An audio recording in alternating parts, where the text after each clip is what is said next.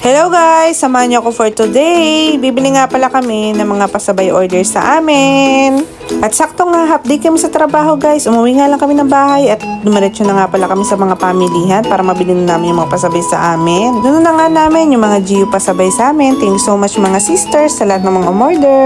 Ganito nga pala namin pagsabayin yung trabaho at saka negosyo guys. Maliit na negosyo nga lang to para sa iba pero sa amin nga malaking bagay to. At next time nga yung mga iba pang pasabay guys, then di na nga kaya namin ihabol.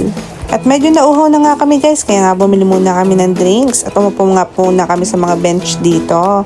At yan, umorder na nga rin kami ng mga sandwich guys. Isang footlong na nga yan guys at hati na nga kami. Ganda nga lang itong negosyong to guys kasi nga hawak mo yung oras mo. Medyo matagal na nga rin ako nagpapasabay guys. Marami na nga rin palang kumukuha sa akin.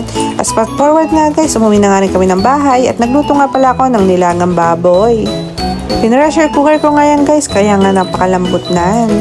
At yan guys, dumating na nga rin pala yung in-order namin online na juicer. Kasi nga last time guys, blender nga lang yung gamit namin.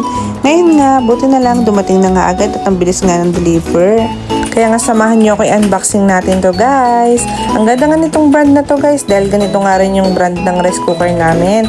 Matagal na nga yung rice cooker namin guys at buong buo pa nga. Kaya nga naisipan namin na ganito na nga lang din brand yung bilhin namin dahil nga parang trusted na nga rin namin siya. At binasa nga lang din namin yung manual guys. Nakala mo nga naiintindihan namin. Naka-Japanese din naman guys. At pagtas ko nga mag-unboxing guys, nag-lesson na nga rin kami. Nag-online class nga ako guys ng pakonti-konti. Dahil nga wala pa akong kaalam-alam masyado talaga sa Nihongo guys. Nagsusumikap nga ako mag-aral. At yan guys, nag-break time nga lang ako pagtas ko mag-online class. Yan nga pala yung nabili kong mixed fruits guys. Dyan sa tapat nga namin sa Hiwado.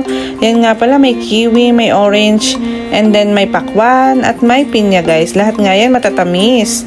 At nabili ko nga lang siya ng half price guys dahil nga nag-sale nga sila. Dahil nga patapos na nga yung kanilang work. Kaya nga nag-sale na din sila guys. Bumili nga rin pala kami ng mineral water guys. Buti na nga lang katapat lang namin tong Haywado. Grocery store nga to guys. At ang gaganda nga ng mga binibenta dyan guys. Medyo pricey lang pero fresh na fresh nga talaga. Buti na nga lang talaga malapit nga lang to sa amin. At talagang sobrang katapat lang talaga namin. Ilang hakbang nga lang ay makakapunta ka na dyan sa Hiwado guys. At pagka uwi ko nga guys ay nasikaso ko na nga rin yung mga pinasabay na binili ko nga kanina guys. Ayusin ko na nga yung mga pa-order ko guys dahil nga medyo matakaw siya sa space. Yung salang nga namin guys parang ayun na nga lang yung laman mga pasabay orders pero blessings nga yun guys. Kaya kayo guys, thank you so much po sa lahat ng mga nag-order sa aming pasabay. So much appreciated po kayo guys. Yun lang naman guys, thank you so much for watching. Bye bye!